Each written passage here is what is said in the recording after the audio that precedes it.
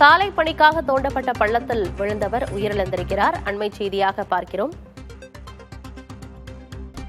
திருவள்ளூர் அருகே சாலை பணிக்காக பள்ளம் தோண்டப்பட்டிருக்கிறது. அந்த பள்ளத்தில் விழுந்தவர் உயிரிழந்திருக்கிறார். இருசக்கர வாகனத்தில் சென்றபோது சாலை பணிக்காக தோண்டப்பட்ட பள்ளத்தில் விழுந்து அவர் உயிரிழந்திருக்கிறார்.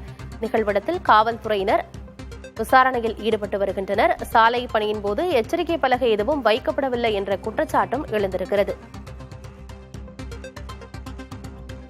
விவரங்களோடு செய்தியாளர் எழில் இணைந்திருக்கிறார். எழில், சாலை பணிக்காக பள்ளம் தோண்டப்பட்டிருக்கிறது. எவ்வளவு நாட்களாக அங்கு சாலை பணிகள் நடக்கிறது?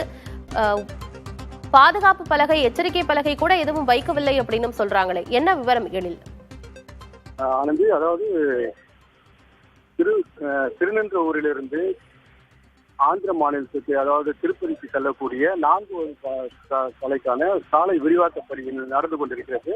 அந்த இடத்தில் தான் அயத்தூர் என்ற பகுதியில் இந்த சாலை பணிக்காக தோண்டப்பட்ட பள்ளத்தில் இருசக்கர வாகனத்தில் சென்ற கிருஷ்ணன் என்பவர் அதில் விழுந்து உயிரிழந்திருக்கிறார். அதாவது நேற்றிரவு அவர் அருகில் உள்ள ஒரு கிராமத்திற்கு திருவிழாவாக சென்று திரும்பும் போது இந்த விபத்து நேர்ந்திருக்கிறது. அதாவது இந்த 4 சாலைக்கான சாலை விரிவாக்க பணிகள் நடந்து கொண்டிருக்கக்கூடிய சூழலில் இந்த அயத்தூருக்கு திரும்பக்கூடிய வழி, அதாவது அந்த இடத்துல இருந்து அயத்தூருக்கு திரும்பக்கூடிய அந்த வழி ஏற்கனவே ஒரு தரைப்பாலமாக இருந்தது. அந்த இடத்தில் இந்த பள்ளம் தோண்டப்பட்டிருக்கிறது. இதில் முறையாக தடுப்புகள் வைக்கவில்லை, முறையாக பாதுகாப்பு வசதிகள் எதுவும் செய்யப்படவில்லை. அதனால்தான் இந்த உயிரிழப்பு ஏற்படுவதாக அந்த கிராம மக்கள் தெரிவித்துள்ளனர். அதாவது இந்த பணிகள் நடக்கும்போது முறையாக தடுப்புகள் வைத்திருக்க வேண்டும் என்றும், அங்கிருந்து இந்த கிராமத்திற்கு செல்லக்கூடிய, அதாவது ஏற்கனவே இருக்கக்கூடிய அந்த பள்ளம் தோண்டப்பட்டதற்கு தடுப்புகள் வைத்து எச்சரிக்கை பலகையை வைத்திருக்க வேண்டும் எனவும் புகார்.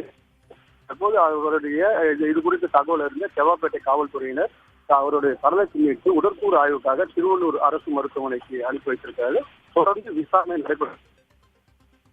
தகவல்களுக்கு நன்றி எழில்.